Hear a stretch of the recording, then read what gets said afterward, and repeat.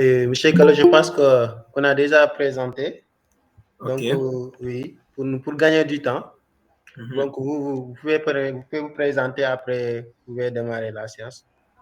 Donc, D'accord. ouais. Merci déjà pour cette opportunité que vous m'offrez. Présenter cette thématique qui est extrêmement importante, qui concerne les tendances actuelles et futures de la communication par satellite. Moi, c'est Kalo Ousmane, je suis ingénieur en réseau et télécommunications. Voilà, je travaille chez un fournisseur d'accès Internet ici depuis plus de 3 ans maintenant. Donc, sans plus tarder, je peux aller en mode chapeau, comme ça, on va aller rapidement.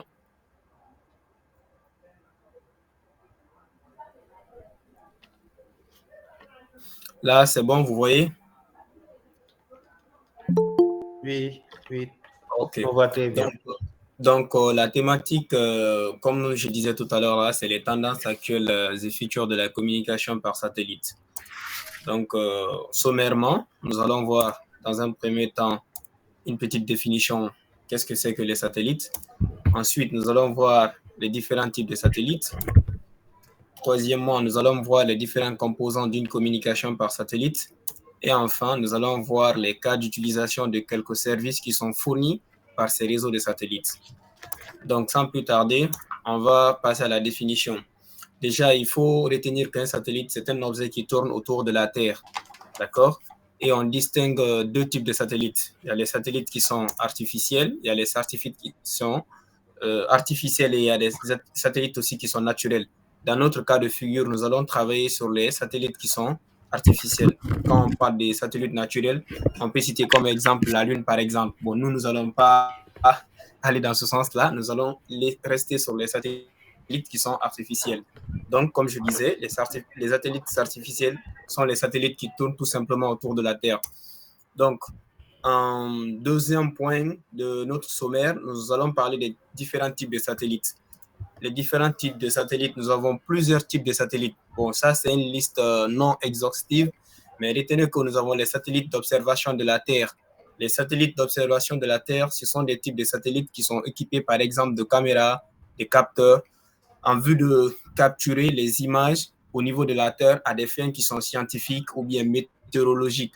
Quand vous voyez la présentation, par exemple, des météos, c'est grâce à un réseau de satellites qu'on peut vraiment surveiller la météo sur une surface du globe terrestre et de pouvoir faire la présentation. Donc, ces satellites-là peuvent être placés soit en orbite polaire ou en orbite basse. En deuxième position, nous allons voir les satellites militaires. Ces satellites sont utilisés sur différents types d'orbites selon le but recherché. Ils emprunteront soit une orbite géostationnaire si leur mission est de servir par exemple de relais. Donc, ça serait forcément un satellite de télécommunication. Puis une orbite très elliptique. Ça serait par exemple un satellite d'espion. En troisième position, nous allons voir les satellites de navigation. Ces satellites sont utilisés pour les systèmes de navigation tels que le GPS, par exemple. On sait qu'on utilise aujourd'hui tous le système de GPS, mais retenez bien que le GPS est possible aujourd'hui, c'est grâce au réseau de satellites. Mais il n'y a pas que le GPS, même si c'est vrai que c'est le GPS qui est familiarisé, que nous continuons à utiliser. Et je ne vous laisse pas dire les différents avantages que le GPS nous permet dans la vie quotidienne. Mais il n'y a pas que le GPS. À part le GPS, il y a le système GLONASS, il y a le Galileo. Retenez bien que dans le domaine des télécommunications par satellite, nous avons ce qu'on appelle le GNSS, le Global. Vous me recevez? On vous reçoit très bien. Oui, oui, Voilà, Allez-y. désolé. Voilà, je disais tout à l'heure, là, je dis en ce qui concerne les communications par satellite, nous avons plusieurs applications. Quand on prend les satellites de navigation, on parlait tout à l'heure là des GPS. Les GPS aujourd'hui, nous avons ce qui est les GNSS. C'est-à-dire les GNSS, c'est un système de navigation par satellite qui utilise plusieurs applications de GPS pour pouvoir faire la géolocalisation. Aujourd'hui, nous utilisons beaucoup plus le GPS parce que c'est un système qui a été développé par les Américains dans les années 80 et dans les années 90, ça a été bon, dans les années 80, ça a été développé. L'utilisation était exclusivement réservée aux militaires. Et 10 ans après, dans les années 90, on a libéré et puis maintenant les utilisateurs, tout le monde, le public pouvait utiliser le GPS. Mais à côté de cela, nous avons le GLONASS. Le GLONASS aussi, c'est un système de géolocalisation tel que le GPS. Mais ça, c'est beaucoup plus pour le Russe, au fait. C'est les Russes qui ont développé ça. Vous avez Galileo. Galileo aussi, c'est un système de géolocalisation, mais qui a été conçu par les Européens. Parce que, histoire d'être un peu indépendant de la quantité de données qui passaient par les Américains à travers le GPS, donc ces différentes puissances ont essayé de mettre en place leur propre système de GPS. Vous avez Galileo, vous avez, comment on appelle ça, le système de GPS qui est utilisé par les Chinois, qu'on appelle Beidou. Donc ça aussi, c'est un type de GPS qui est utilisé au niveau de la Chine. À part les satellites de navigation, nous avons les satellites de télécommunication. Ces satellites sont utilisés pour la communication à longue distance, telles que les transmissions de télévision, la téléphonie mobile, les transmissions audio et vidéo. Ils sont souvent placés en orbite géostationnaire. L'orbite géostationnaire, c'est une orbite qui est située à plus de 36 km de la surface de la Terre, parce qu'on a à peu près 3 types d'orbites. Nous avons l'orbite basse, nous avons l'orbite moyenne, et puis nous avons l'orbite géostationnaire, qui est à 36 000 km. La plupart des satellites de télécommunication sont sur ces orbites-là. Dans les services qui sont fournis par les satellites de télécommunication, nous allons voir ça un peu plus en détail. Donc, nous avons les satellites de sauvetage aussi. Ces satellites sont utilisés pour localiser les signaux de détresse. Quand un avion, par exemple, est en détresse, il fait le Mayday, Mayday. Donc, c'est grâce à ces satellites-là qu'on peut entendre ces signaux de détresse, ou les navires qui sont dans les océans, par exemple. C'est grâce à ce type de satellites-là qu'on arrive à les détecter. Nous avons aussi les satellites expérimentaux. Ces satellites sont utilisés pour tester de nouvelles technologies et de nouveaux concepts de mission. Ces satellites peuvent être placés soit en orbite basse ou en orbite haute selon leur objectif. Parce qu'il faut retenir que les satellites, en fait, c'est par rapport à la mission qu'on met un satellite sur une orbite spécifique. Donc, après avoir vu les différents types de satellites, nous allons voir les différents composants d'une communication par satellite. Là, le premier boîtier que vous voyez là, ça, c'est ce qu'on appelle le transpondeur. C'est l'élément, disons, principal de la charge utile d'un satellite. Donc, ce transpondeur permet de faire quoi? Ce transpondeur permet de recevoir le signal depuis la Terre. Quand un satellite est lancé, c'est grâce à ce transpondeur-là qu'il reçoit le signal. Une fois qu'il reçoit le signal de la Terre, ce signal est ensuite amplifié, parce qu'il y a un amplificateur qui est là, il va amplifier le signal-là, ensuite il va éliminer tous les bruits qui sont issus de ce signal-là, vu la distance, ensuite il va réémettre ce signal-là au niveau de la surface de la Terre, sur une autre fréquence, parce que la fréquence montante d'une satellite est différente de la fréquence descendante. Donc après avoir vu le transpondeur, nous allons voir le panneau solaire. Le panneau solaire, c'est l'image que vous voyez là. C'est pas le curseur. Vous voyez mon curseur? Oui. Oui, on le voit très bien. Voilà. Donc, voici le panneau solaire, à quoi ça ressemble. Les deux là, ce sont des panneaux solaires. De nombreux satellites possèdent des panneaux solaires photovoltaïques, parce que c'est grâce à ces panneaux solaires-là que le satellite est alimenté. Il s'alimente comment? Parce qu'une fois que le satellite est sur l'orbite géostationnaire, par exemple, on sait que la Terre tourne autour du Soleil. Donc, les rayons du Soleil qui tapent ce panneau solaire vont essayer d'emmagasiner de l'électricité qui sera ensuite convertie en énergie solaire pour pouvoir alimenter les équipements qui sont à bord du satellite. Donc, le panneau solaire est extrêmement important. Ensuite, nous avons le capteur solaire. Comme le panneau solaire, le capteur solaire aide à orienter les panneaux solaires dans la bonne direction afin que l'énergie solaire maximale soit captée. Donc ça, c'est le rôle du capteur solaire. Nous avons aussi les antennes réflecteurs. Voici, au niveau du satellite, voici les antennes réflecteurs. Ça, ce sont des antennes réflecteurs. Le signal modulé qui est transmis depuis la Terre est reçu grâce à cette antenne-là. C'est l'antenne-là qui reçoit le signal qui est émis de la Terre, d'accord, et il envoie le signal au niveau du transpondeur qui est à l'intérieur ici du satellite, qui est à l'intérieur ici. Il reçoit le signal ici, il l'envoie au niveau du transpondeur qui va essayer d'amplifier et de remettre encore le signal au niveau de la Terre. Donc, on a vu le rôle du transpondeur. On a dit que c'était l'élément principal de la charge utile. Donc, après avoir vu l'antenne réflecteur, nous allons voir la station terrienne. Ça, c'est une station terrienne. Donc, la station terrienne, c'est grâce à cette station-là que les signaux sont émis à partir de la Terre. À partir de la Terre, les signaux sont émis grâce à cette station terrienne. C'est une station qui peut aller jusqu'à 32 mètres de diamètre. Et quand tu vois la taille de l'antenne terrienne, ça peut faire l'équivalent d'un R+10 par exemple, parce que c'est une antenne qui est balèze, d'accord. Bon, je sais que pour les Sénégalais qui sont là, chaque fois qu'on va à l'intérieur du pays, on passe par la station de Gandoul, par exemple. Vous voyez les grosses antennes qui sont là-bas. Ça aussi, ça paraît miniature parce que vous êtes un peu sur l'autoroute à péage, c'est distant. Mais une fois que vous êtes sur site, vous allez voir que l'antenne, là, il est vraiment balèze. C'est une très grosse antenne qui fait 32 mètres de diamètre. Donc, ça, c'est une station terrienne. Les ondes électromagnétiques sont émises à partir de ça.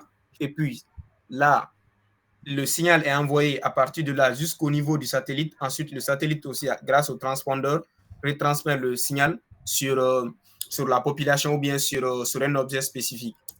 Donc, après avoir vu les différents composants d'un satellite, là, nous allons voir les cas d'utilisation de quelques services qui sont fournis par ces satellites. Parce que, comme on le disait tout à l'heure là, les satellites nous fournissent beaucoup de services qui ne sont pas trop connus par le grand public, mais qui sont extrêmement importants, qui font partie de notre quotidien.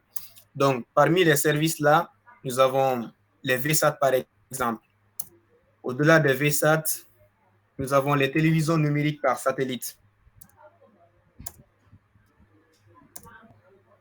Nous avons aussi la téléphonie mobile, les satellites et la 5G par exemple.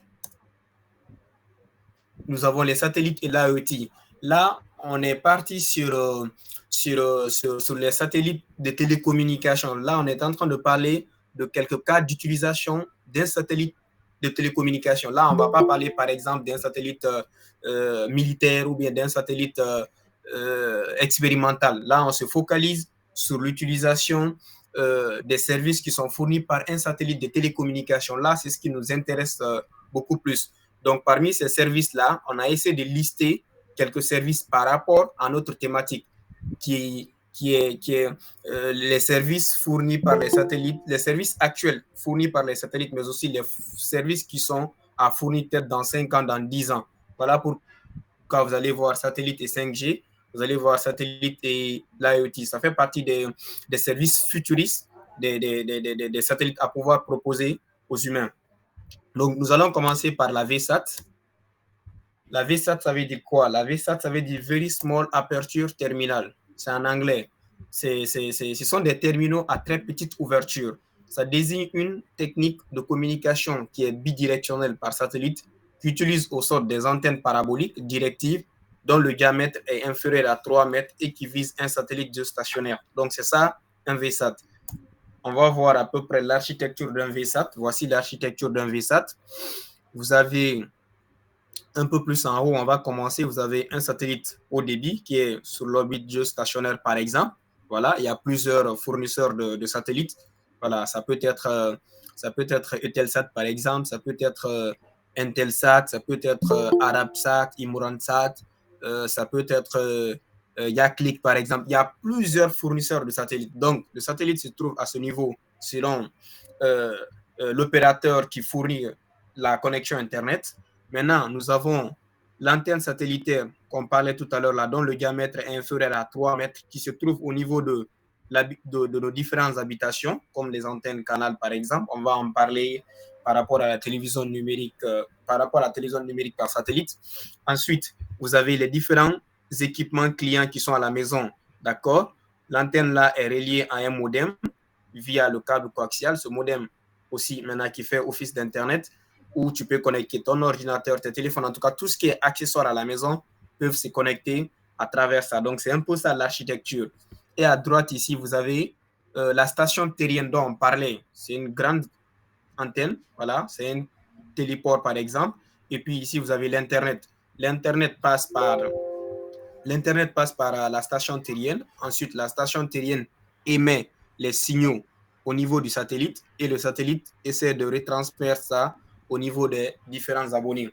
Donc, à partir de la VSAT, nous allons rentrer un peu plus en détail. C'est la partie un peu plus pratique que j'ai voulu faire avec vous. Bon, pas pratique dans le vrai sens du terme, parce que là, on ne va pas toucher les équipements, mais vous allez comprendre un peu comment se fait l'installation step by step d'une installation VSAT, par exemple. Vous allez comprendre et ce n'est pas quelque chose de compliqué. Donc, en ce qui concerne les différentes étapes de l'installation d'une VSAT, par exemple, vous avez l'étape 1. L'étape 1, parce que quand on prend une, euh, une parabole VSAT, quand tu prends la VSAT par exemple, il y a des kits au fait, il y a plusieurs kits, d'accord. Vous avez la parabole elle-même, qu'on appelle le réflectomètre, le réflecteur, j'allais dire, et à côté, vous avez le LNB, c'est-à-dire la radio, vous avez le modem qui va essayer de donner la connexion, vous avez les kits azimut élévation, vous avez le trimast. Donc, ça, c'est un ensemble de kits qui composent une VSAT. Donc, la première étape, il faut essayer de te rassurer lorsque tu veux faire une installation. Là, on est en train de faire un cas pratique comme ça. Donc, lorsque tu veux faire une installation VSAT, il faut essayer de voir dans tes kits que tu as tous ces éléments-là, ils sont réunis. Ensuite, en étape 2, il faut avoir les outils. Il faut avoir, nous, les techniciens, les ingénieurs, il faut avoir une caisse à outils, les clés Allen, la pince à sertir, la perceuse. Donc, il faut avoir que tu as tous ces outils-là qui sont réunis. Rien ne manque pour pouvoir faire l'installation. Tu contrôles tout ceci. Parce que s'il y a une clé qui manque pour pouvoir fixer une vis, par exemple, là, tu auras des problèmes lors de l'installation. En étape 3, lorsque tu as réuni les deux étapes-là, en étape 3, il faut essayer d'avoir le fichier de configuration, d'accord? Parce que lorsque tu veux faire l'installation, il faut que le modem ait un fichier de configuration. C'est comme, disons, le système d'exploitation de l'ordinateur, d'accord? Donc, généralement, on appelle ça le SBC. C'est le SBC qui fait office de système d'exploitation au niveau des communications par satellite en ce qui concerne la connexion Internet sur le segment de la VSAT, d'accord? Le SBC peut être, bon, il y a plusieurs extensions, soit c'est du SBC.bin ou bien du SBC.cfg. Ça va dépendre du système d'exploitation du modem, si elle est ancienne ou bien si elle est nouveau. Donc, ça dépend de ces éléments-là. Donc, en étape 4, il faut essayer de voir l'emplacement de là où tu veux faire ton installation. D'accord? L'emplacement de là où tu veux faire ton installation. Si c'est sur un toit, la plupart du temps, de toute façon, c'est là-bas on fait l'installation. Donc, tu te rends compte que voilà, c'est un endroit qui est facile à y accéder. Tu places ton échelle, tu peux monter. En tout cas, toutes ces règles de sécurité-là sont préétablies pour pouvoir faire ton installation. En étape 5, il faut avoir une ligne de vue. Une ligne de vue, c'est extrêmement important. Là où tu dois poser ta parabole sur le toit ou sur le mât, il faut te rassurer qu'il y a une visibilité totale entre ta parabole, c'est-à-dire le LNB, ta parabole et le satellite. Parce que s'il n'y a pas de visibilité, tu ne pourras pas capter le signal. D'accord? Donc, ça, c'est une notion de line of sight, en fait. Il faut qu'il y ait une visibilité directe entre la parabole qui est au niveau du toit et le satellite qui est à 1000 km de toi ou bien à 36 000 km, un satellite géostationnaire, parce que c'est ce qu'on utilise la plupart du temps pour les communications par Internet. Donc, lorsque tu es sûr que tu as une vue qui est dégagée, je vous donne un exemple. Si tu viens, qu'il y a un arbre, par exemple, il y a des feuilles d'un arbre, par exemple, qui cachent la visibilité, donc tu n'auras pas de signal ou bien tu auras un mauvais signal. Donc, tu t'assures que la vue, elle est vraiment dégagée. Et à travers l'application, parce que tous les opérateurs satellitaires ont mis des applications à disposition des installateurs, des ingénieurs, pour pouvoir trouver la direction du satellite. Voilà, parce que chaque satellite est situé sur une direction précise. Donc, à travers ton application, tu pourras essayer de voir et dire, oui, le satellite se trouve à tel degré. Une fois que tu as ça, tu vas essayer de passer à l'étape 6 qui consiste, j'allais dire, à fixer le mât. Parce que le mât, voilà, c'est un trimast. Il faut essayer de percer et tu fixes le mât. C'est le support, en fait, sur lequel tu vas poser la parabole avant de pouvoir l'orienter. Donc, en étape 7, l'assemblage, on a déjà parlé de ça. Maintenant, en étape 8, il faut essayer de faire la configuration du modem. La configuration du modem, une fois que tu as assemblé tout et tout, tu as fixé, tu as posé ta parabole au niveau de ton mât et puis tu as mis le LNB, tu essaies de mettre ton câble de test, ton câble coaxial qui va relier quoi? Qui va relier la radio. La radio s'appelle le LNB, soit le LNB peut-être de 1 watt ou bien de 2 watts. Ça dépend de la zone où tu dois faire ton installation. Qu'on t'a dit, on peut te dire par exemple, dans cette zone, il faut utiliser une radio de 2 watts ou bien une radio de 1 watt. Donc, tu vas relier via un câble coaxial ton LNB au modem. Une fois que ça c'est fait, donc tu connectes à travers un câble Ethernet ton modem et un port RJ45 sur ton ordinateur et puis tu l'alimentes. Une fois que tu l'alimentes, tu essaies de charger dans un premier temps le fichier sbc.cfg ou bien le fichier sbc.bin. Mais attention à ne pas à faire attention à ce niveau parce que quand vous prenez les opérateurs satellitaires, chaque zone, par exemple le Sénégal, quand je prends un opérateur Eutelsat par exemple et qui donne les services au Sénégal, d'accord, il y a un type de polarisation spécifique qui est utilisé dans la zone du Sénégal, par exemple. Tu vas voir qu'au Gabon, en Côte d'Ivoire, c'est un type de polarisation, c'est-à-dire que c'est un autre beam, en fait. Donc, les beams là, la polarisation, il y en a deux types. Soit la polarisation, elle est verticale ou bien elle est horizontale. Donc, vous allez voir sur la radio, c'est marqué R ou bien le L pour dire polarisation verticale ou polarisation horizontale. Donc, si toi, ta zone, par exemple, c'est une polarisation verticale et que par défaut, tu trouves que la radio, il y a une polarisation horizontale, tu essaies de desserrer, voilà, tu essaies de changer la polarisation pour pouvoir capter le signal. Mais si tu laisses, par exemple, sur la polarisation par défaut, tu ne trouveras jamais le signal. Donc, une fois que ça c'est fait, on est en train de parler de l'étape de configuration. Lorsque tu as fait ces différents branchements, tu essaies de te connecter sur le modem. Bon, l'adresse IP par défaut, c'est du 192.168.0.1. Tu te connectes sur l'interface du modem, comme si peut-être tu veux te connecter sur un modem n'importe lequel.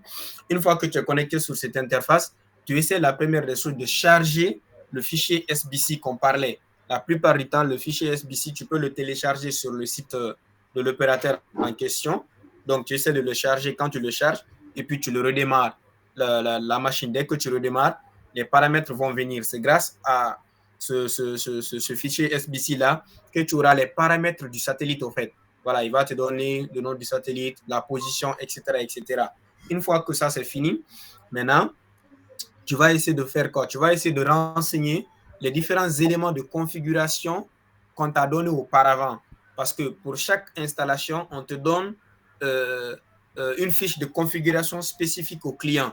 Ce qui concerne quoi? Par exemple, la latitude, la longitude. Voilà, on te donne tes éléments là en amont. Donc, lorsque tu es sur l'interface, tu essaies de mettre la latitude, la longitude. Ensuite, tu essaies de voir quelle est la taille de ta parabole. Si c'est un 74 cm ou un 98 ou bien 1,2, il y en a plusieurs tailles de paraboles. Et puis, tu choisis ça. Ensuite, tu fais un submit. Là, tu vas avoir le signal par défaut, c'est sur 15-15. Donc, une fois que tu as ça, il faut essayer de faire maintenant l'orientation de telle sorte que tu as un maximum de signal. Une fois que tu as fini de faire cette orientation, maintenant, tu continues la configuration step by step jusqu'à ce que tu finalises.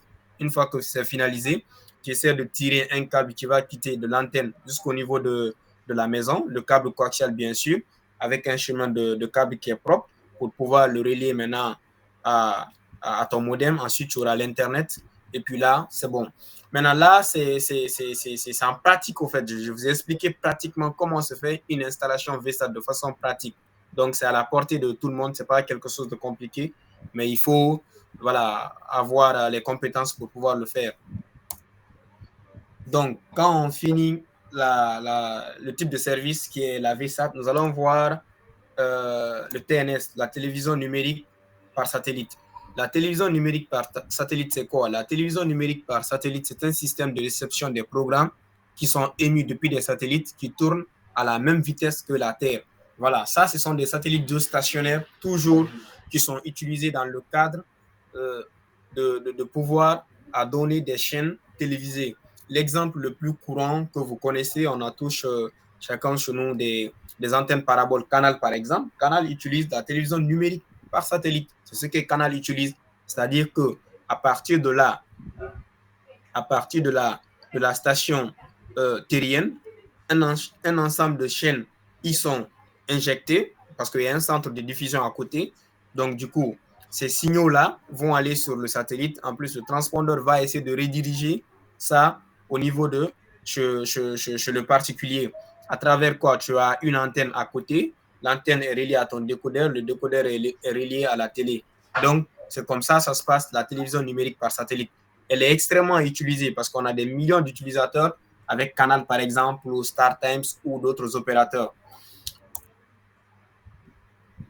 Donc, ça, c'est les utilisations actuelles vraiment de la communication par satellite. Là, on va voir les satellites et la 5G. On sait que la connectivité 5G via des satellites en orbite basse doivent permettre la couverture dans les zones géographiquement extrêmes ou des lieux reculés à travers les mers, les océans et d'autres endroits où la couverture terrestre est absente. Parce qu'aujourd'hui, nous savons que nous sommes à l'ère de la 5G. Bon, en tout cas, les Européens, et depuis 2020, parce qu'une génération de réseaux mobiles, c'est ça que dit Jean. Si tu prends la 3G, par exemple, c'était de 2000 à 2010. La 4G, c'était de 2010 à 2020. Donc la 5G aussi, c'est 2020 à 2030. Même si nous, en Afrique, on vient toujours en retard. Quand les autres essayent de déployer 5 ans ou 10 ans après, qu'on essaie de faire le déploiement. Donc aujourd'hui, nous sommes à l'ère de la 5G. Qu'est-ce que les opérateurs sont en train de voir? Les opérateurs sont en train de voir comment est-ce que la 5G peut directement communiquer, le réseau 5G peut directement communiquer par un satellite. C'est là le vrai challenge. Et pour cela, 3 opérateurs aujourd'hui dans le monde se sont réunis, qui sont en train de travailler dessus. Tu as Qualcomm, qui est un opérateur américain pour tout ce qui est pour tout ce qui est, c'est l'opérateur en fait qui fait des puces, en fait, tu vois, les semi-conducteurs, les puces que nous utilisons dans nos téléphones. Donc, c'est l'opérateur là qui est spécialisé dans ça, en fait, dans la fabrication de puces électroniques, Qualcomm. Nous avons Ericsson. Ericsson, c'est un géant des télécoms, d'accord, pour ceux qui sont du domaine. C'est un peu comme Huawei, comme Alcatel, en tout cas, voilà, qui s'associe au projet. Nous avons aussi Thales. Thales est une société française qui est là pour pouvoir qui est dans tout ce qui est lancement des satellites. Parce que vous n'êtes pas sans savoir que pour lancer un satellite, il faut avoir un lanceur ou bien une fusée. Donc, Thales, par exemple, ou Ariane sont des opérateurs qui sont sur ce segment, qui permettent à ce que si un pays veut lancer, par exemple, son satellite, tu passes par eux et puis j'essaie de lancer tout juste ton satellite dans l'espace. Donc, ces 3 opérateurs-là se sont associés, ils sont en train de travailler pour pouvoir permettre aux satellites de communiquer directement avec nous à travers la 5G. C'est-à-dire que demain, après-demain, notre téléphone portable qu'on a, l'iPhone ou le Samsung, pourrait être capable de capter un signal satellitaire de façon directe, au fait, sans passer par une antenne relais. D'accord? Donc, les satellites peuvent communiquer directement avec ton téléphone via la 5G. Ça, c'est extrêmement important parce que nous avons des zones qui sont blanches, qui sont couvertes, qui sont très mal couvertes par les opérateurs, ou bien des zones qui sont même presque pas couvertes par des opérateurs. Donc, dans ces zones-là, si nous voulons utiliser la 5G, il faudra que le satellite vienne nous aider dans ce sens-là. Et l'utilisation, par exemple, au bord des navires, voilà, ça, c'est pas une traversée Dakar-Gorée où l'opérateur voilà, a toujours son signal que tu peux capter. Mais si c'est à une certaine distance des côtes, tu vas voir que tu n'as pas de réseau sur le réseau mobile. Donc, à travers ces satellites qui sont sur l'orbite basse, parce que n'oubliez pas que ces satellites-là seront mis sur l'orbite basse, c'est-à-dire l'orbite LEO, d'accord? Parce que l'une des problématiques avec les satellites géostationnaires, c'est le temps de latence, puisqu'ils sont situés à 36 000 km de la Terre, donc ça fait que le temps de latence est vraiment élevé. Donc, ils sont en train de voir comment mettre des satellites sur l'orbite basse. L'orbite basse, c'est une orbite qui est à 500 km comme ça, au-dessus de notre tête. Donc, à ce que ces satellites-là peuvent directement communiquer avec nos téléphones. Et là, le temps de latence sera considérablement réduit. Donc ça, c'était les satellites et la 5G. Nous avons aussi les satellites et l'IoT. Bon, déjà, l'IoT par satellite désigne l'utilisation des satellites pour offrir une connectivité M2N. Une connectivité M2N, c'est une connectivité machine to machine partout sur le globe. C'est ça l'avantage, en fait. Partout sur le globe, tu pourras avoir cette connectivité entre machine et machine à travers les satellites avec l'IoT. Ce sont généralement des satellites en orbite terrestre basse, c'est ce qu'on disait tout à l'heure là, qui sont sur l'orbite Léo. Ils procurent une large bande passante et une faible latence, surtout la faible latence. Parce que là, c'est ce qui est important avec l'IoT, en fait. On a besoin d'un temps de latence qui est peut-être inférieur à 15 millisecondes ou à 10 millisecondes. Donc, grâce à l'orbite basse, nous pouvons faire ces genres de choses-là. Donc, ils doivent être déployés en nombre pour assurer une bonne couverture. L'IoT par satellite est une solution de connectivité à part entière, mais elle peut aussi servir à compléter un réseau terrestre, cellulaire par exemple. Parce que vous n'êtes pas sans savoir que l'IoT et la 5G, ils vont de pair en fait, on ne peut pas les dissocier parce que c'est l'un des objectifs de la 5G même. La 5G, c'est vrai que le débit peut aller jusqu'à 1 giga. Aujourd'hui, avec la 4G, nous avons jusqu'à 150, 300 mégabits par seconde. Donc la 5G vient donner plus de débit. Mais si c'est en termes de débit, les applications qu'on utilise, la 4G résout vraiment ce problème. Donc la 5G ne vient pas se positionner pour pouvoir résoudre un problème de débit. Parce que ça, la 4G le résout déjà, même si il augmente de 10 fois. Mais le fait que le temps de latence, que ça permet à ce que plusieurs équipements puissent être interconnectés entre eux. Donc, c'est ce que la 5G vient résoudre comme problème. Là, vous voyez l'architecture, par exemple. On a un satellite qui est là, à travers, parce que on a deux types d'accès. On a un accès direct et un accès indirect pour pouvoir faire la communication par satellite avec l'IoT. L'accès direct, c'est ce que j'expliquais tout à l'heure là. À travers une voiture autonome, par exemple, tu peux directement connecter, parce qu'il est équipé d'une antenne, tu peux directement connecter cette voiture-là à un satellite directement. C'est possible avec les satellites au fait de dernière génération à pouvoir faire la communication. Mais tu as aussi le mode indirect, c'est-à-dire que le satellite va passer par un relais, d'accord, sur la tête, il va passer par un BTS, par exemple, un relais, j'allais dire. Maintenant, le relais, là, est directement relié par un centre de diffusion en passant par le backhauling, c'est-à-dire le réseau de transport de la partie accès. Tous ceux-ci-là sont reliés à un ensemble de contenus multimédia et puis ça passe par le contenu multimédia au niveau du téléport, la station terrienne. Ensuite, ça passe sur le satellite et vice-versa. Donc, ce sont des genres d'utilisation que les satellites et l'IoT peuvent nous permettre de faire. Donc, moi, ma présentation se limite là. Et merci de votre attention. Si vous avez des questions, on pourra toujours débattre dessus. Merci. Alors, merci, M. Calo. Merci beaucoup vraiment pour ce beau poème que vous nous avez présenté. Maintenant, on va laisser la parole au public pour des questions ou bien si vous avez des suggestions à faire. Voilà, vous pouvez lever la main, après on va vous donner la parole. Merci Diop, merci M. Kalou pour la présentation. C'était vraiment important d'en parler sur le satellites, puisque c'est quelque chose de qu'on en parle ici au Sénégal. En tant que, il y a des gens qui posent des questions, après je vais poser. Il y a Mas Ning qui lève la main. Mas, vous avez la parole.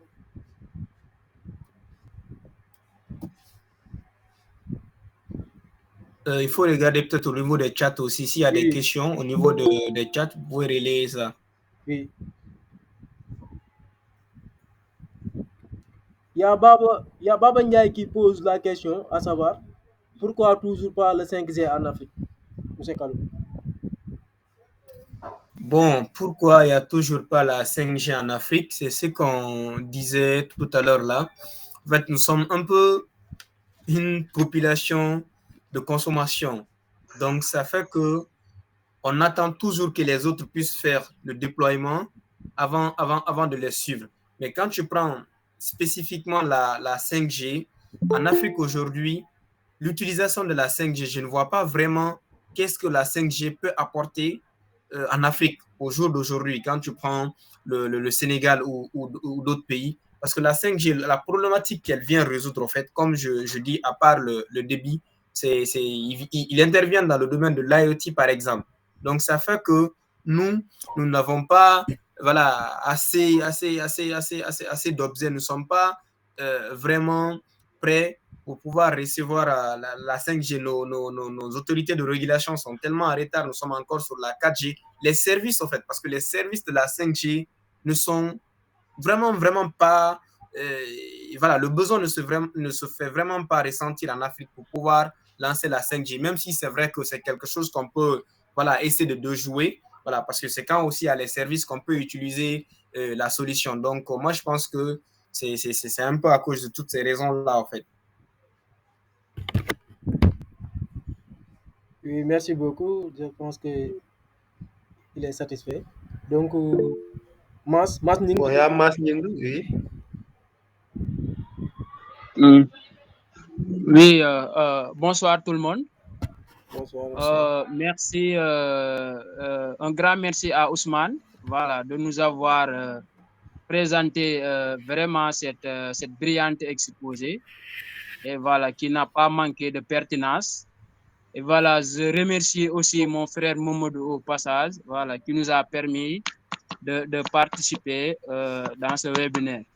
Voilà, sans pour autant tarder, j'avais juste deux questions, Ousmane. Oui. Voilà, à savoir sur les différentes parties que vous avez développées, et vous avez parlé au niveau du VSAT, n'est-ce pas, lors des différentes parties du VSAT, vous avez parlé de l'étape numéro 5. Oui. Voilà, l'étape numéro 5, c'est-à-dire la ligne de vie. Oui. Et donc là, vous avez parlé de l'orientation du satellite. Oui. Et donc, vu que vous avez fait référence au satellite géostationnaire, et si je comprends bien que un satellite géostationnaire est un satellite, c'est-à-dire par rapport à un observateur terrestre, et qui tourne d'ouest en est, à la distance de 36 km. Maintenant, la question que je me pose là-bas, est-ce que l'orientation, n'est-ce pas, de notre, vraiment, de notre, comment dirais-je, de l'objet, c'est-à-dire le panneau qu'on va installer, l'orientation là, est-ce que peut impacter sur la position des plateaux, n'est-ce pas, qu'on va monter, peut impacter sur cette distance-là du satellite géostationnaire. Voilà. Et la deuxième question que j'avais à poser, c'est par rapport à la 5G. Et tout à l'heure, vous avez parlé d'une parfaite communication entre, en tout cas, la téléphonie, c'est-à-dire un téléphone Android avec une satellite, et donc via le 5G. Donc, la 5G va jouer le rôle d'intermédiaire entre la téléphonie et une satellite. Et donc, est-ce que vous pouvez revenir sur les étapes-là, à savoir sur les détails? Voilà, je vous remercie. Ok, merci pour la question. En ce qui concerne la première, si j'ai bien compris, je pense que la fixation du parabole, en fait, la direction du parabole, si elle bouge, si ça va jouer sur la qualité du signal ou pas. Oui, ça va jouer sur la qualité du signal. Parce qu'au prime abord, comme on a dit, ce sont des satellites géostationnaires. Des satellites géostationnaires, ce sont des satellites qui sont situés à 36 000 km de la Terre. 36 000 km, c'est beaucoup. Mais comme c'est des satellites qui tournent, d'accord, qui tournent à la même vitesse que la Terre. Donc, ça fait que c'est comme si ça ne bouge pas, en fait. Parce que nous, quand la Terre bouge, par exemple, une année, on ne sent vraiment pas. Donc, le satellite géostationnaire et la Terre bougent au même moment. C'est par rapport à ça que un observateur, par exemple, terrestre, tu ne sens pas, voilà, voilà, lorsque le satellite bouge. Donc, au prime abord, on sait exactement le satellite est à quelle altitude, au fait. Donc, de fait qu'on connaît ça, ta parabole aussi doit être orientée sur ça, parce que tu vises quelque chose, en fait, tu vois, parce que le satellite arrose une surface, donc toi aussi, tu dois être orienté de telle sorte que tu as le maximum de signal. Mais une fois que ta parabole bouge, par exemple, tu vas forcément perdre le signal. Et dès que tu perds le signal, voilà, la qualité de ta connexion serait détériorée. Donc, c'est un peu ça. Maintenant, la deuxième question, en ce qui concerne la 5G, c'est vrai que l'organisme qui est chargé un peu de la standardisation de la 5G, c'est bon, des réseaux mobiles en général, c'est la 3GPP. Donc, la 3GPP là, a donné le go comme quoi on peut déployer la 5G NTN, la 5G non terrestre, en fait, le NTN pour non territorial network. Donc, la 3GPP a donné ce go-là pour dire que, OK, les opérateurs, si vous pouvez directement faire en sorte que le satellite puisse communiquer avec les téléphones, donc vous pouvez mettre les différents moyens en place. Donc, c'est ce que j'expliquais tout à l'heure là. J'ai dit que 3 opérateurs dans le monde qui sont des géants, chacun a sa spécificité, en fait, chacun a sa spécialité. Quand tu prends Qualcomm, qui est américain, lui, c'est des puces qu'il fabrique, en fait. Il est très spécialisé par rapport aux puces, les téléphones. Donc, il essaie de voir comment est-ce qu'ils vont fabriquer une puce qui est capable directement, voilà, une puce 5G déjà, qui peut directement communiquer avec le satellite. C'est ça le challenge. Et je pense qu'ils sont en train de travailler dans ce sens-là pour le résoudre. Maintenant, quand tu prends Thales, par exemple, qui est un lanceur, d'accord, qui lance les satellites, OK? Donc, Thales aussi est en train de voir comment la charge utile d'une antenne 5G, par exemple, peuvent être mis dans un satellite pour pouvoir faire cette communication. Donc, Thales aussi est en train de travailler dans ce sens-là. Quand tu prends aussi Ericsson, qui est l'opérateur, qui est un équipementier, j'allais dire comme Huawei, il est en train de voir la partie RAN, par exemple. RAN, c'est la partie accès du réseau. Il est en train de voir comment est-ce que la partie accès là, la virtualisation à partir de la partie accès là, peut aller avec le satellite, en fait, pour pouvoir communiquer nos téléphones. Donc, ces 3 opérateurs-là sont en train de travailler dessus. Je pense que l'annonce, ils ont fait ça il y a une année, mais ils sont en train de travailler pour pouvoir faire en sorte que ça soit possible, en fait. Donc, c'est un peu cela. Oui, merci beaucoup. Merci. Il y a Lamine Diallo qui lève aussi la main. Lamine, vous avez la parole, Lamine. Ok. Bonsoir, Monsieur Callot. Bonsoir. Ok. Avant tout, d'abord, je remercie votre brillant exposé. Donc, en fait, moi, j'étais profane dans l'affaire de la télécommunication par satellite, mais à travers votre exposé, je peux capter beaucoup de choses dont j'ignorais vraiment la réalité. Et je profite de l'occasion pour vous remercier encore. Et néanmoins, j'ai quelques questions à vous poser concernant la communication par satellite. En fait, la première des questions, je voudrais savoir, c'est concernant le coût et la différence, comment on appelle ça, la comparaison des coûts lors du déploiement entre la télécommunication par satellite et si c'est le déploiement par feu ou bien par faisceau hertzien, quelle est la différence au niveau de coût de déploiement. Ça, c'est la première question. Et la deuxième question, ça concerne, comment on appelle ça, je vous ai entendu parler de stations terriennes, donc dont la parabole est de quelque chose de 32 mètres. J'aimerais savoir s'il faut déployer, il faut avoir une communication par satellitaire dans une zone. Est-ce qu'il me faut réellement une telle parabole de 32 mètres? Ça, c'est la deuxième question. La troisième question, vous avez eu à présenter une graphe dont j'ai un peu de nuance, puisque je n'ai pas vu la graphe très bien à partir de mon téléphone.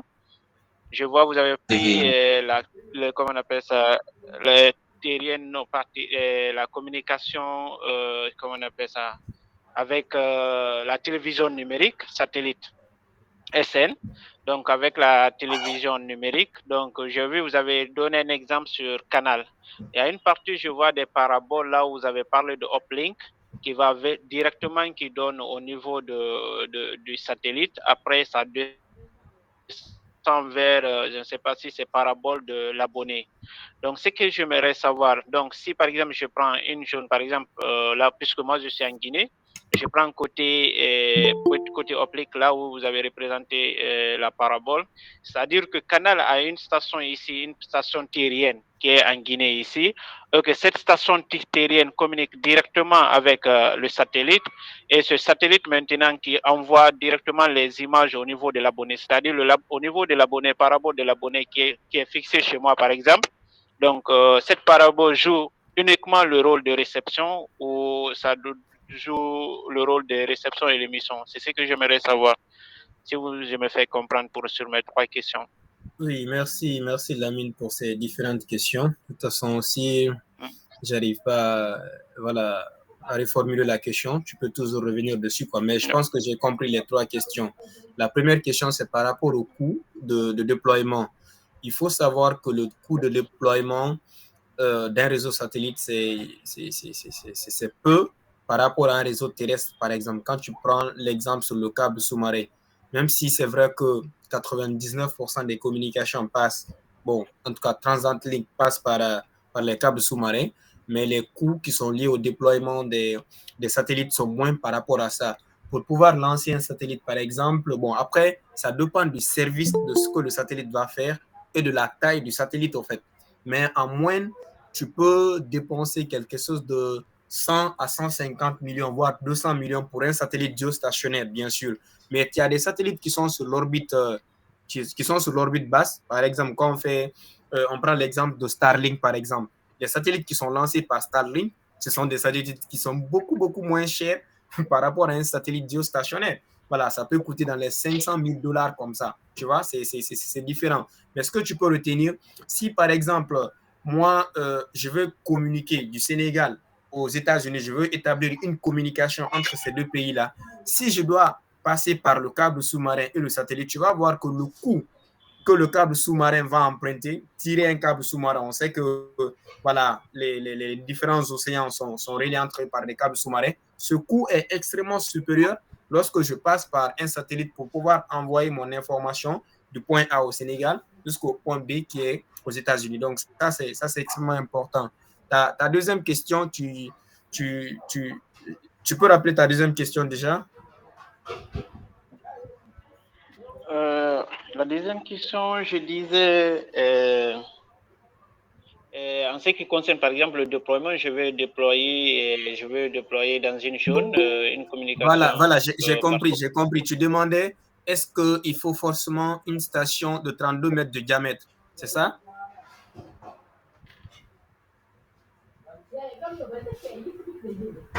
Lamine, tu m'entends? Voilà, je pense que...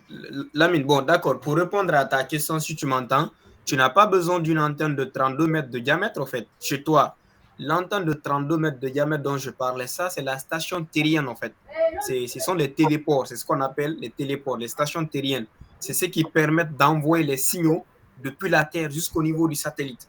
D'accord? Ça, ce sont des stations terriennes. C'est des grosses antennes, comme je t'ai dit, qui sont l'équivalent d'un R+10, par exemple. Mais chez l'abonné, c'est des petites antennes qui sont là, dont le diamètre est inférieur à 3 mètres.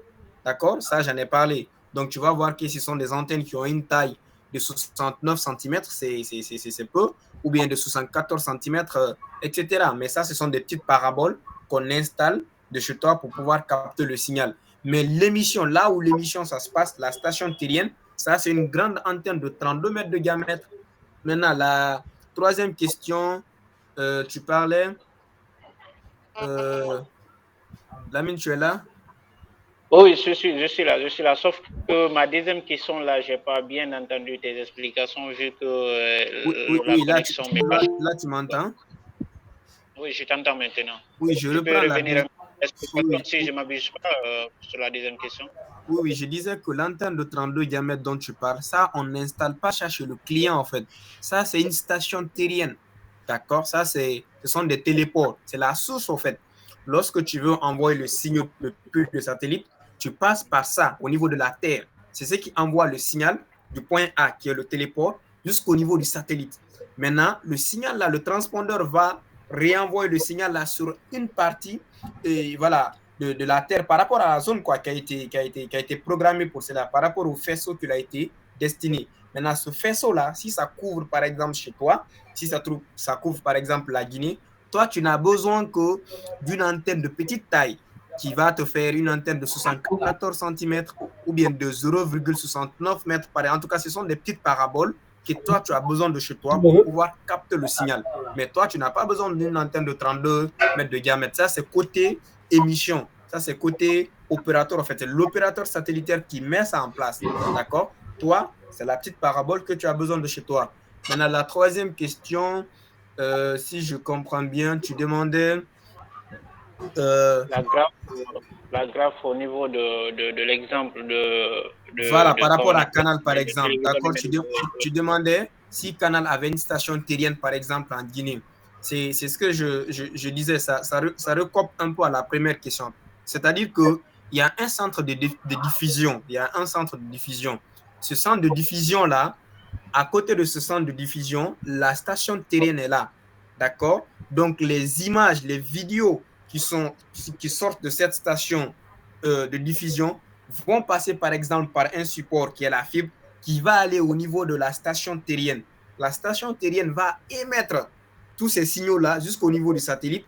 Le satellite va récupérer ça, il va retransmettre dans une zone qui est chez toi, par exemple, qui est ton pays, qui est couvert par le satellite.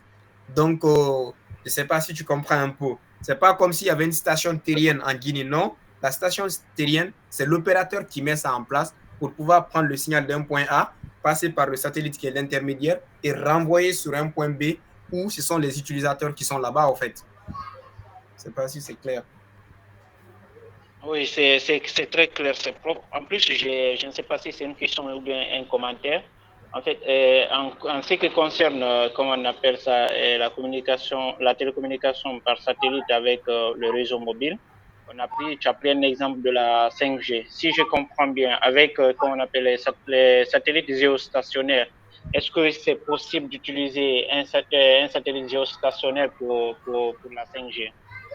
Parce que si on regarde l'altitude plus, comme tu l'as si bien dit, la latence est très élevée. Est-ce que c'est possible ou bien, comme on appelle, les satellites géostationnaires est utilisé pour la 21e génération en réseau mobile? Bon, c'est possible, hein, mais c'est pas l'idéal, au fait. Les opérateurs sont en train de se battre, les constructeurs, pour pouvoir mettre les satellites qui sont sur l'orbite basse. C'est ce qui est idéal à cause de la latence. Donc, les satellites géostationnaires ne sont pas là pour faire la 5G, au fait. C'est des satellites qui sont sur l'orbite basse. Comme quand tu prends le réseau de satellites de Starlink, par exemple. Starlink, il est sur l'orbite basse. Donc, parce que, n'oublie pas que la capacité avant des satellites géostationnaires, tu peux avoir jusqu'à 10 mégas, voire 20 mégas en downlink, c'est toi. D'accord? En upload, tu as 3 ou 5 mégas. Comparativement à la fibre est beaucoup supérieure. Mais avec Starlink, par exemple, des orbites basses, tu peux avoir jusqu'à 50 ou 100 mégas comme débit de connexion avec les satellites. Sur les satellites, en tout cas, qui sont sur l'orbite basse. Donc, c'est les satellites qui sont sur l'orbite basse qui seront utilisés pour la 5G. Les satellites géostationnaires peuvent être utilisés, mais ce n'est pas l'idéal, au fait. Parce que n'oublie pas que les satellites géostationnaires, quand tu prends un satellite géostationnaire, il couvre un tiers de la surface de la Terre. Tu vois, un tiers de la surface de la Terre, un seul satellite géostationnaire le couvre. Si tu as 3 satellites géostationnaires, tu couvres toute la Terre entièrement. Donc, c'est cet avantage-là qu'il y a les satellites géostationnaires, pourquoi ils sont dans le domaine de la télévision, mais aussi de l'Internet, pour pouvoir couvrir toute une zone. Moi, j'ai eu la chance, par exemple, à travers mes déploiements, un peu partout au Sénégal, avec la connexion VSAT, d'aller sur des îles où vraiment la connexion n'y est pas. D'accord? Donc, on allait faire des déploiements. Les Sénégalais qui sont là, peut-être savent l'île de Niodior, par exemple, voilà, ou bien de Bassoul. Je suis allé sur ces îles-là pour pouvoir faire le déploiement parce qu'il y a des services financiers là-bas qui ont besoin de l'Internet et que l'opérateur n'y est pas. Même si l'opérateur y est, à peine ils ont la 2G à travers leur antenne dans cette zone-là. Donc, si tu n'as pas des solutions comme des satellites, vraiment, c'est des zones qui ne seront pas en mesure d'avoir l'Internet, alors que ces zones-là ont besoin d'Internet pour pouvoir faire plusieurs services.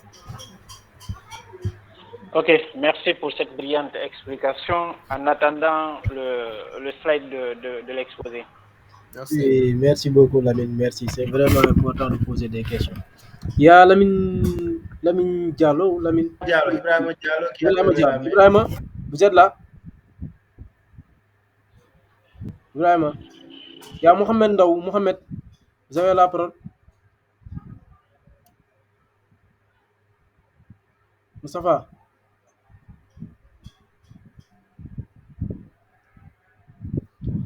Donc, Je pense qu'il y a aussi Mas Ning qui a encore levé la main, encore Mas Ning. Le temps que Ibrahim se prépare. Donc, Monsieur Kalou, moi, ma question, c'est concernant la formation pour la communication par satellite. Allô, Monsieur Kalou, vous m'entendez? Oui, je vous entends. Ça va, je vous entends. Oui.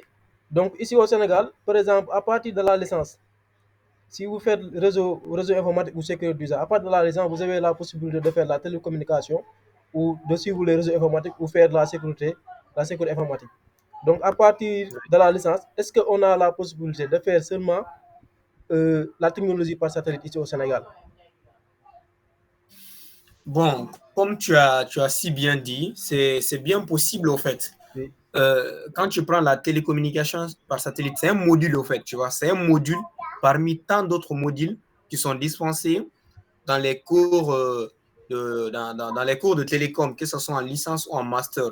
Quand tu prends par exemple le réseau mobile de la 2G jusqu'à la 4G, la 5G, c'est un module. Tu prends la communication par satellite, c'est un module au fait. Tu prends la transmission, c'est un module. Tu prends l'électronique, c'est un module. Donc, c'est un module au fait. Moi, par exemple, en Master 1, j'ai eu la chance de suivre les cours de télécommunication par satellite. C'était ça l'intitulé. Et le professeur qui nous dispensait ça, c'était M. Khan, un professeur très talentueux qui maîtrisait vraiment sa matière parce qu'il a travaillé, par exemple, pour Sonatel à la station de Gandoul. Il a été responsable de la station de Gandoul dans les années 2000. Donc, c'est lui qui était notre professeur, par exemple. Donc, c'est pour te dire que c'est possible par rapport à la formation que l'école propose, en fait, parce que chaque école a un contenu de formation qu'il propose. Mais en tout cas, nous, chez nous, il y en avait. C'est possible. Merci. Je vous ai posé cette question parce qu'avant-hier, sur la RTS1, j'ai suivi un certain Moussa Kairé, l'astronome. Allô? Vous me recevez? Oui, je vous entends. Oui, je vous entends. Oui, j'ai suivi Madame Kairé. Oui. Il parlait sur les satellites. Donc, il dit que le Sénégal travaille sur des projets pour lancer son propre satellite, comme les autres pays africains. Tout à fait, tout à fait. Mam c'est un astronome qui est vraiment réputé, qui a fait la fierté du Sénégal, de l'Afrique, du monde, parce qu'il y a un astéroïde même qui porte son nom. Et je pense que tout dernièrement, il a été élevé au grade de Lion par le président Macky Sall. Et la station satellite qui serait lancée très bientôt au Sénégal, c'est lui-même qui est le responsable. Oui, c'est exactement ça. En fait, il n'y a pas de formation spécifique pour des formations, par exemple, d'astronomie. Tu vois, non, ce genre de formation spécifique n'existe pas. Mais comme je t'ai dit, des modules de formation sur les satellites et autres, là, ça existe dans les établissements. Oui. Donc, on espère bien que cette année, le Sénégal va lancer son satellite parce que le projet, là, depuis 2020, c'est initié. On espère vraiment qu'il fera partie des pays africains qui ont leur propre satellite. Si, comme les autres, quoi, comme le Kenya, l'Éthiopie ou le Soudan, Rwanda. Exactement. Donc, il est temps pour moi de passer à ça parce que le Sénégal, il y a des ingénieurs ici, il y a des doctorats, tout, qui sont bien calés, mais jusqu'à présent, on n'a pas lancé notre satellite. Donc, ça c'est à revoir pour moi parce que ça aussi, avec les nouvelles technologies là, c'est un peu compliqué. Diop, s'il y a des autres questions, on peut continuer ou... Parce que je pense qu'il y avait des participants qui ont déjà levé la main. Ibrahima, tu es là, Ibrahima Diallo? Il y a Ruth Diallo. C'est qui Ruth Diallo? Abdoulaye, oui. Abdoulaye Diallo, vous avez la parole.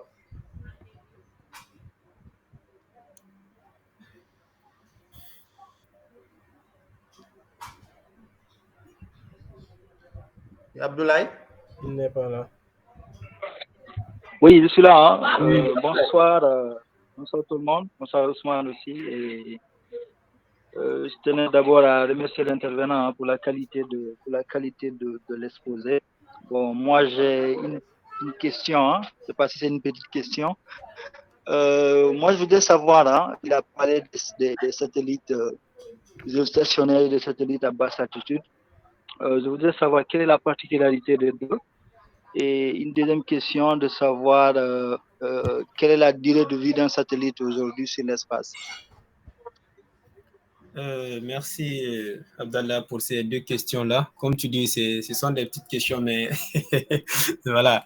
La première question, je pense qu'on est revenu un peu dessus, mais on va toujours essayer de répondre. L'avantage d'un satellite géostationnaire, c'est que il couvre un tiers de la surface du globe de la Terre. En fait, un seul satellite géostationnaire, tu as ça, tu couvres un tiers de la Terre. Tu as 3 de ce genre, tu couvres toute la Terre, en fait. Donc, imagine un opérateur satellitaire qui est fournisseur d'accès à Internet, parce que les satellites géostationnaires ne sont pas là que pour l'Internet ou la télévision. Il y a d'autres services, il y a d'autres applications. Mais lorsque tu as un seul satellite géostationnaire, imagine le nombre de pays que tu peux couvrir à la fois pour pouvoir leur donner l'Internet. Donc, c'est ça, en fait, l'avantage. Le deuxième avantage qu'on peut dire aussi, ils sont sur une orbite géostationnaire. Ça fait que ce sont des satellites qui tournent à la même vitesse que la Terre. Donc, ça fait que ce n'est pas comme des satellites qui sont sur l'orbite basse. Donc, chaque 24 heures, tu as au moins le satellite peut passer d'un point à un autre 16 fois, par exemple, parce qu'ils sont sur l'orbite basse. Ce sont des satellites qui sont sur l'orbite MEO. Maintenant, leur avantage aussi, c'est le temps de latence. Ces satellites qui sont sur l'orbite basse. C'est ça un peu ce que Starlink utilise, par exemple, parce que les satellites géostationnaires, leur inconvénient aussi, c'est le temps de latence. Il y a certains services qui ne peuvent pas aller avec leur temps de latence, mais d'autres services peuvent y aller. D'accord? Mais Starlink, par exemple, lui, les satellites qu'il a lancés sur les constellations, ça fait que ce temps de latence-là a été pris en charge. Donc, ça a été carrément réduit. C'est comme si c'était un temps de latence de la fibre, en fait. Ça fait que le débit aussi qu'il te donne, c'est un débit qui peut concurrencer la fibre. Et la facilité d'installation des kits Starlink, c'est très simple à utiliser. Donc, c'est un peu ça l'avantage. Maintenant, la durée de vie d'un satellite, en moyenne, un satellite dure 15 ans. Un satellite géostationnaire, sa vie, c'est pendant 15 ans. Pendant 15 ans, on peut le désorbiter, c'est-à-dire on l'enlève sur son orbite à travers des propulseurs et puis on le lance dans l'atmosphère. C'est un peu ça. Et merci beaucoup. Il y a Ibrahim Diallo qui a levé la main. Ibrahim.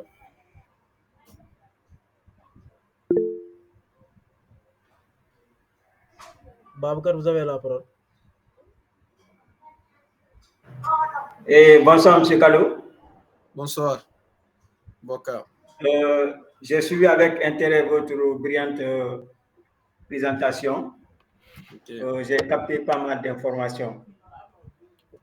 Vraiment, le contenu, il est riche et ça regorge assez d'informations quand même. J'ai une question par rapport, par exemple, il y a une situation qui s'est passée tout dernièrement, c'était au mois de mars. Canal, il y a eu en fait une rupture de communication satellitaire, c'est-à-dire au niveau de CanalSat, Eutelsat et au niveau de Vivendi. Et ils ont communiqué sur leurs différentes plateformes. C'est une interruption qui est due de 13h35 à 13h50. Donc pendant au mois de mars là. Donc ils ont dit que ça est une conjonction solaire. Donc je voudrais savoir si vous êtes au courant de cette information, ben, qu'est-ce que cela veut dire? Parce que moi, avec ces termes techniques-là, je suis un peu perdu. Bon, j'ai pas été au courant pendant que ce phénomène se passait, mais ce qui reste clair, ce sont des choses qui arrivent. Oui. Bon, en ce qui concerne la communication par satellite, en ce qui concerne la connexion Internet, par exemple, ça, c'est une évidence. Ça arrive. Ça, je peux témoigner parce que, plusieurs fois, l'opérateur avec lequel on travaille, ils peuvent nous dire, par exemple, à l'avance, pour dire que de telle heure à telle heure, il y aura une coupure. Mais souvent, la plupart du temps, ce qui est différent de la fibre, par exemple, ou bien des autres supports de transmission. Et ils sont capables de savoir à l'avance quand est-ce qu'il y aura coupure. En plus, les temps de coupure sont tellement réduits que, comme tu viens de dire, c'est des trucs de 30 minutes ou 1 heure. C'est pas comme si la fibre se coupe carrément en deux. Le temps que vous essayez de faire la soudure, ça prend beaucoup de temps et vous ne savez pas exactement quand est-ce il y aura la coupure. C'est dû à des phénomènes, au fait. Par exemple, il peut y avoir un phénomène de vent, par exemple. Voilà, la zone où il y a la station terrienne, il y a beaucoup de vent, par exemple, ce qui empêche à ce que le signal puisse monter. Donc, ces petits problèmes-là arrivent de temps à autre, mais ce n'est pas récurrent quand même. Mais ça arrive. Ou bien d'autres phénomènes physiques, au fait, comme pour le cas de canal là. D'accord. Merci. Merci, Boubacar. Il y a Papa John qui a levé la main. Papa, vous avez la parole.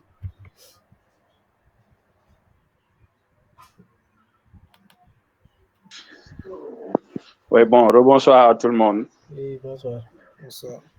Oui, j'apprécie franchement la qualité de la présentation et c'est très, très, très, très intéressant cette présentation.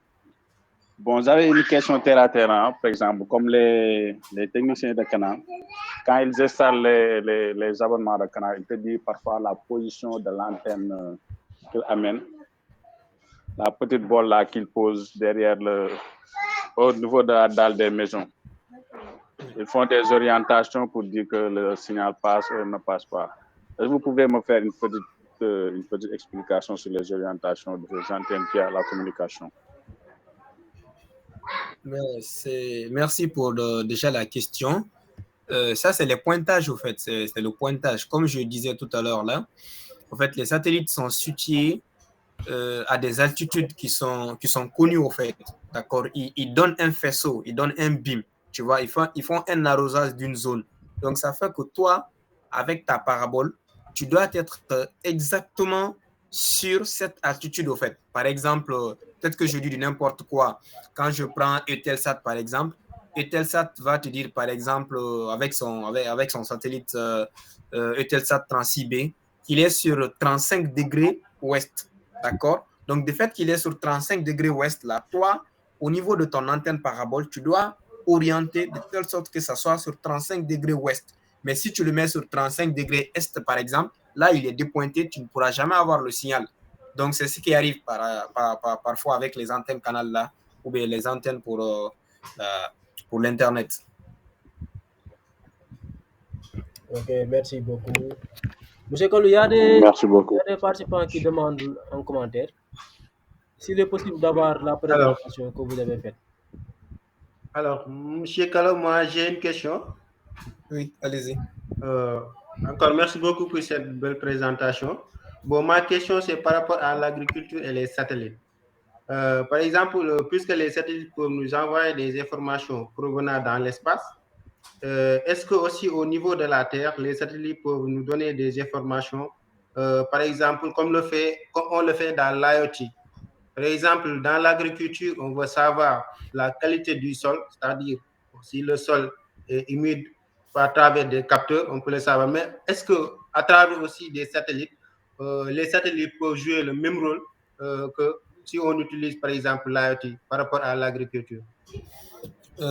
Déjà, merci pour ta contribution. Comme tu dis, tu as déjà répondu à la question, en fait. C'est grâce aux satellites que ces genres de services-là sont possibles. Ça, ce sont des satellites expérimentaux, tu vois. C'est des satellites qui sont capables même de voir le fond des mers pour pouvoir étudier qu'est-ce qui se passe là-bas. Donc, c'est exactement avec l'agriculture aussi. Ces satellites-là, avec les capteurs qui y sont, ils sont capables de faire cette étude-là et de pouvoir nous dire les différents éléments qui composent la Terre, etc., etc. Quand on prend, par exemple, je n'ai pas en parlé, la surveillance des frontières, c'est grâce aux satellites que tu peux faire la surveillance de frontières de façon très, très optimale parce que tu as la vue, au fait. Donc, c'est un peu les avantages des satellites pour ce genre de services. Oui, merci beaucoup. S'il y a d'autres questions, vous pouvez poser ça. Bon, s'il n'y a pas de questions, je voulais vous montrer quelque chose avant qu'on se sépare. Si. Je pense qu'en guise d'information, ça peut vous aider. Oui. Mais monsieur Kalou? Oui. Il y a des gens qui demandent si le fichier de la présentation, si c'est possible de... Bien sûr, je peux vous l'envoyer, il n'y a pas de problème. Oui, Tu vous pouvez pourras le... partager, aucun Ok, souci. oui. Il y a Ibrahima Diallo qui lève la main aussi. D'accord. Bon, je laisse Ibrahima Diallo d'abord avant de montrer ce que je veux, avant de vous montrer ce que je veux là. Diallo, vous avez la parole. Ibrahima. Oui, bonsoir tout le monde. Bonsoir, Monsieur Kalou, pour la présentation.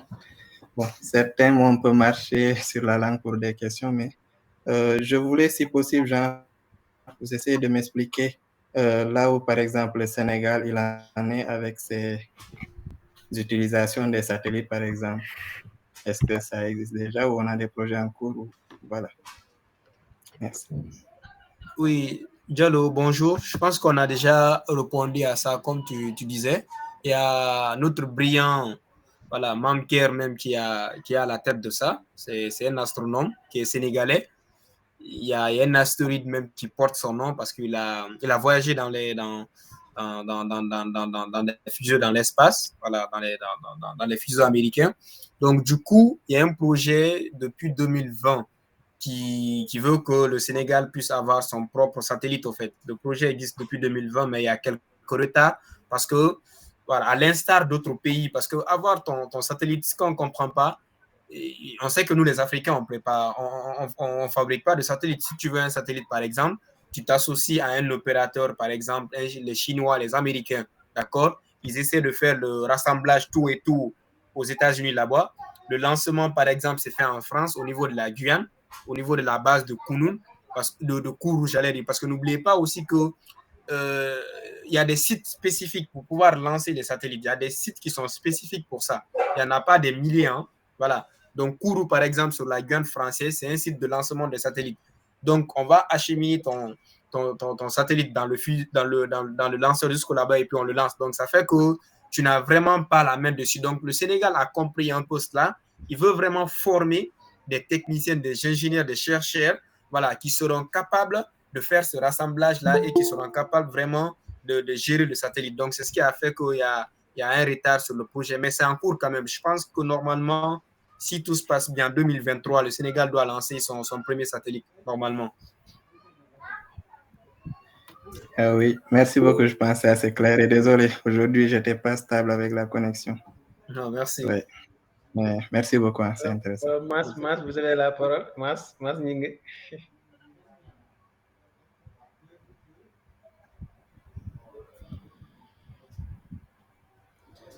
Vous pouvez continuer, M. Kalou. Vous pouvez continuer. Pardon? Vous pouvez continuer. D'accord. S'il n'y a plus de questions, je sais que peut-être que les gens se posent la question des satellites qui sont à 500 km, à 36 000 km. Comment on arrive à voir tout ça là? C'est les humains qui les envoient. Donc, si on les envoie, c'est qu'on sait, nous le savons là où ils se trouvent, par exemple. Donc, il y a une petite application là. Bon, il y a un site qui te permet de voir ça. Il y a plusieurs sites. Hein. Je prends l'exemple de SatMap, par exemple.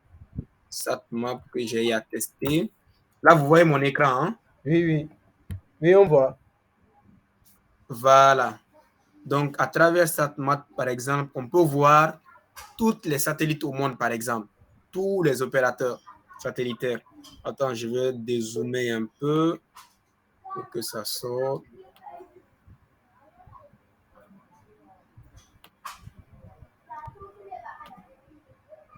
Voilà, j'avais décoché. Je vais cocher, par exemple, Starlink. Vous voyez à gauche ici, non? Oui, on voit. Voilà, je coche, par exemple, Starlink. Quand je coche Starlink, on va voir la constellation de satellites de Starlink. Vous voyez les satellites de Starlink?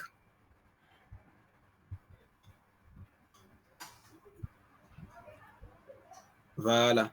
Tout ça, ce sont des satellites de Starlink, en fait. Tout ça.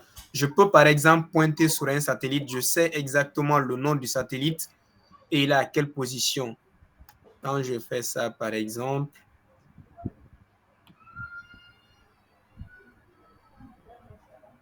là, c'est Starlink 2342. Il est à 548 km au-dessus de notre tête. Donc ça, c'est des constellations de satellites qui sont sur l'orbite basse. Et ils sont sur l'orbite basse, par exemple, d'accord, qui permet de faire la connexion. Je décoche ça, par exemple. je clique sur quoi? Je clique sur GPS. Ça, c'est les satellites qui nous permettent de faire le GPS. On a dit que ça, c'est américain.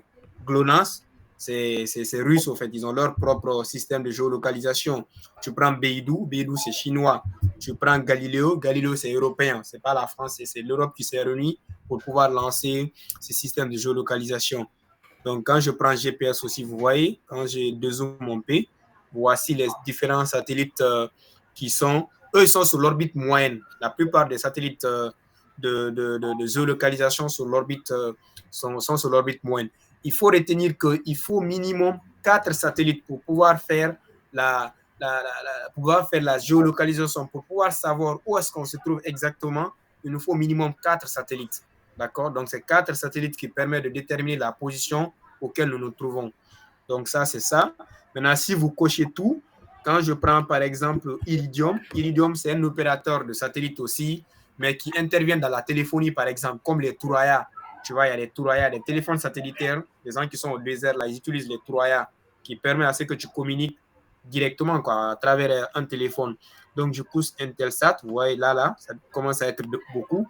Là, je coche ça, Starlink. Donc, vous pouvez vous amuser à faire ça. Mais eux, ils savent exactement où les satellites se trouvent. Il y a des startups même aussi qui sont chargés pour ça.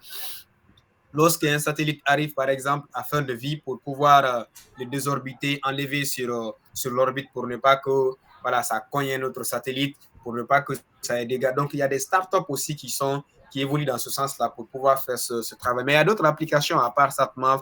Il y a SatFlyers, il y a beaucoup d'applications qui te permettent de vérifier exactement le nombre de satellites parce qu'il y en a plus de 4000 et quelques satellites quand même qui sillonnent nos terres là.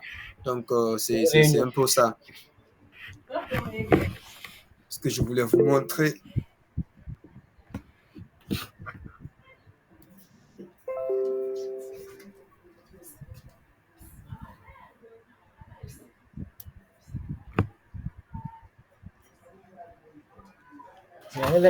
Là, c'est bon.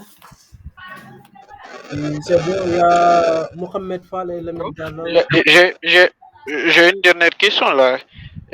Monsieur Kalou, j'aimerais savoir, est-ce que les satellites à basse altitude là ont même couverture que les satellites géostationnaires? La réponse est non, ils n'ont pas la même couverture en fait. C'est ça la particularité des géostationnaires. Donc, les satellites qui sont sur l'orbite basse, voilà, c'est les satellites qui... C'est un peu des satellites filantes, en fait. Tu vois, c'est des satellites filantes. Voilà pourquoi il faut avoir une constellation de satellites. Il faut avoir plusieurs dizaines de milliers de satellites pour pouvoir faire une couverture de la Terre. Alors qu'avec 3 satellites géostationnaires, tu couvres toute la Terre. Donc, si tu veux faire ça avec un satellite qui est sur l'orbite basse, peut-être qu'il faut avoir en tout cas des milliers. Donc, ils n'ont pas la même couverture. La couverture des satellites en orbite basse je me disais, on a plus de 4000 satellites qui sont au-dessus de nous. Pourquoi il n'y a jamais eu de comment on appelle ça, de collision ou bien de collision à ce niveau? Bon, comme je t'ai dit, les satellites ne se heurtent pas. Comme je disais tout à l'heure, là, c'est quelque chose qui est régulé quand même, parce que n'oublie pas qu'il y a l'Agence internationale spatiale aussi qui est sur l'orbite basse, d'accord? L'Agence internationale spatiale qui est là, qui voit tout ceci là. Mais les orbites, au fait, sont tracées de telle sorte que, voilà, lorsqu'on fait le lancement, on sait exactement le satellite va aller où, qu'est-ce qui est là-bas, qu'est-ce qui n'est pas là-bas, quelle est la trajectoire. Mais les collisions, ça arrive, mais ça arrive très rare. Je pense que dans l'histoire, j'ai entendu qu'il y a une collision entre deux satellites, un satellite russe et un satellite américain. Il y a eu ça dans les années passées, il y a 20, 30 ans comme ça. Ça, c'est arrivé. Mais sinon, c'est des trucs qui arrivent très rarement, en fait. Très, très rarement. D'accord, merci beaucoup. Merci. Il y a Mohamed Fall qui a levé la main. Mohamed. Oui. Oui, vous pouvez question. Vous pouvez poser. Bonsoir. Hein. Oui, bonsoir tous les membres. Bonsoir, monsieur Kalou. Bonsoir, Mohamed. Voilà.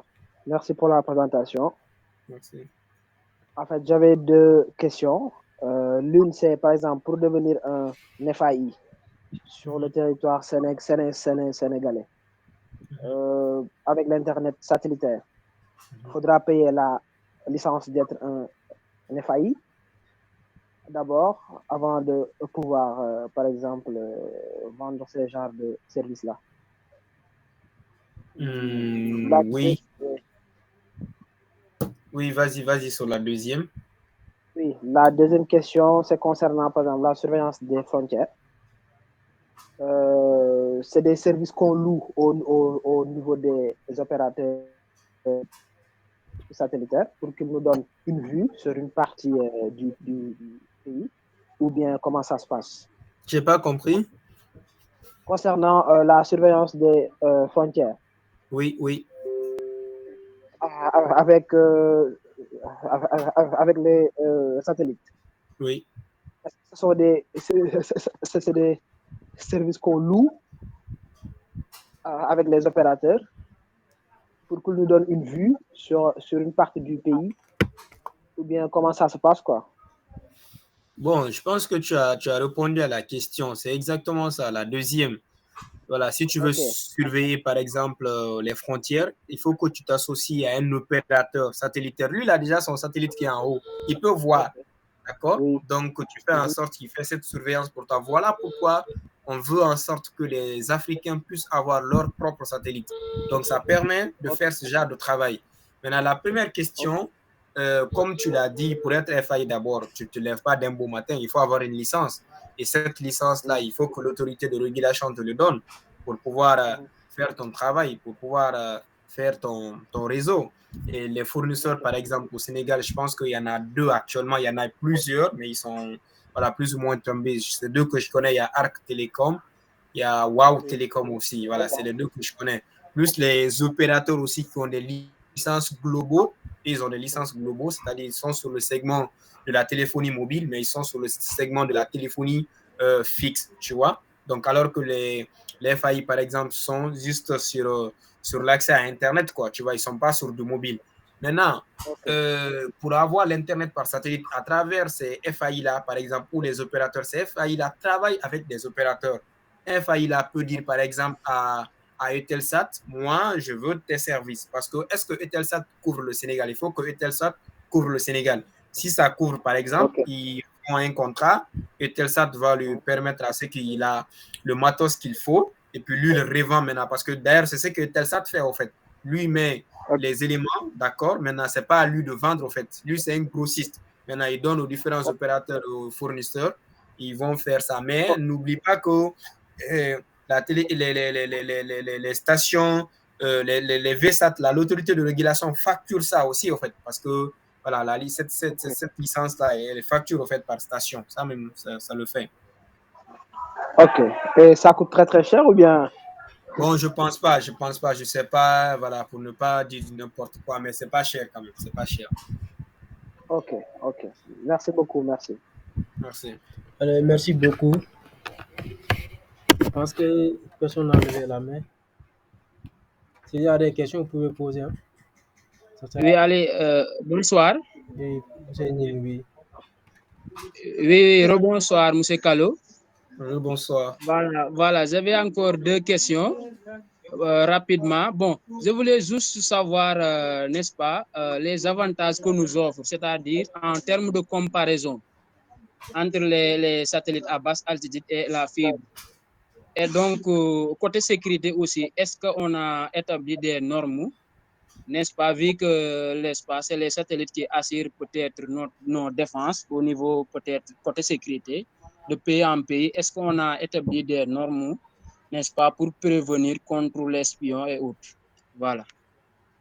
Bon, la deuxième question, on va commencer par ça. Ça, c'est les satellites militaires. C'est quelque chose qu'on n'en parle pas parce qu'on n'a pas trop d'informations dessus. Mais l'espionnage, par exemple, ça se passe par là-bas, tu vois. Il y a des satellites militaires spécifiquement qui sont sur l'orbite géostationnaire ou bien qui sont sur l'orbite basse. Ça dépend de la mission, de ce qu'ils veulent faire, en fait. Maintenant, il y en a beaucoup. Donc, ces satellites-là permettent de faire l'espionnage. Un satellite russe, par exemple, qui est sur l'orbite basse, peut passer à côté d'un satellite américain pour pouvoir voir qu'est-ce qu'ils se disent, en fait, dans le cadre militaire. Ça, même, c'est ça le fait en fait.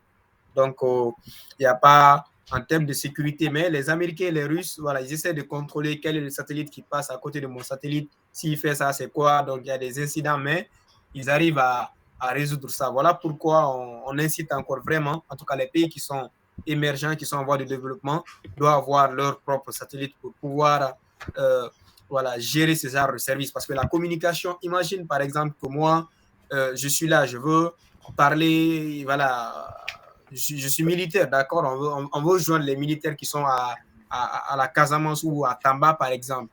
Donc, on est obligé, par exemple, de passer voilà, par des satellites qui ne nous appartiennent pas. Maintenant, si on a nos propres satellites, d'accord, notre communication peut passer par ça. Donc, ça fait qu'il y a une sécurité à ce niveau. Maintenant, la première question, je ne sais pas si tu peux la reprendre, s'il te plaît. Voilà, je voulais juste savoir les avantages qu'il y a donc entre voilà, les tu disais, je vois, par rapport à la fibre, en fait.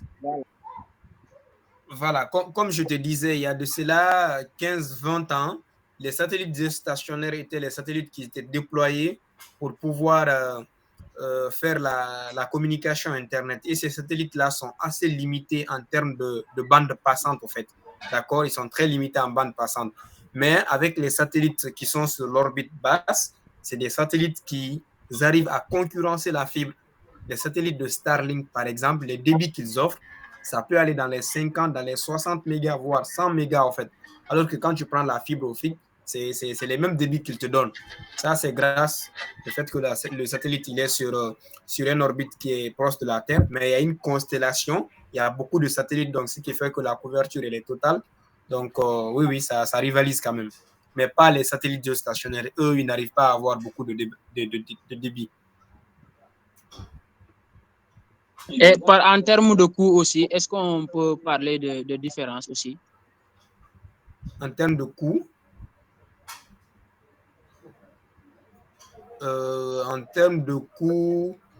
les satellites sont moins chers quand même en termes de coût.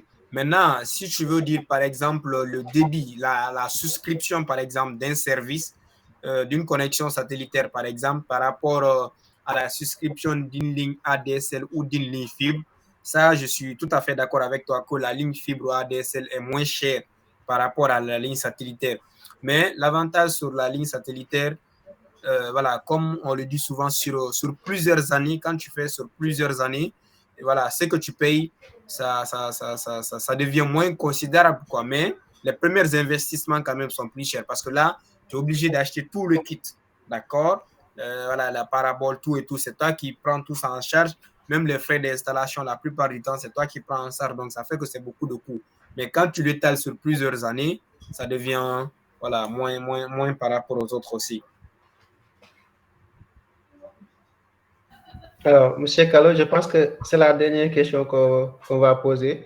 Maintenant, parlez-nous un peu sur la sécurité des satellites. Qui parle de satellite? Un satellite, peut-être c'est un système, mais est-ce qu'il y a, par exemple, il y a des dangers au côté de sécurité? Parce que si on ne sécurise pas, par exemple, un satellite, il peut y avoir est-ce qu'il peut y avoir des attaques au niveau des satellites? Bon, c'est comme tout composant électronique, hein? C'est comme tout système de communication, comme tout système de télécommunication. Donc, les ingénieurs travaillent de sorte qu'il y a le maximum de sécurité en faisant la fabrication des différents composants voilà, électroniques, mais aussi à travers sur la Terre, il y a une surveillance qui se fait voilà, sur 24 heures de ces différents satellites qui sont sur orbite. Voilà, tu sais exactement ton satellite, il est où, qu'est-ce qu'il fait. Donc, tu vois tout ceci là. Comme je disais, l'exemple là, lorsqu'un satellite se rapproche de ton satellite, tu peux le savoir en fait. Tout ça là pour éviter voilà, l'espionnage, même si d'autres le font, mais c'est des trucs qui sont pris en charge quand même. Et aussi la question peut-être de débris satellitaires, voilà, si on peut se permettre, c'est-à-dire qu'une fois que les satellites finissent leur mission, parce que le satellite, tu l'envoies pour une mission spécifique, d'accord, pour un service spécifique. Comme on a dit, la durée de vie d'un satellite géostationnaire est de 15 ans.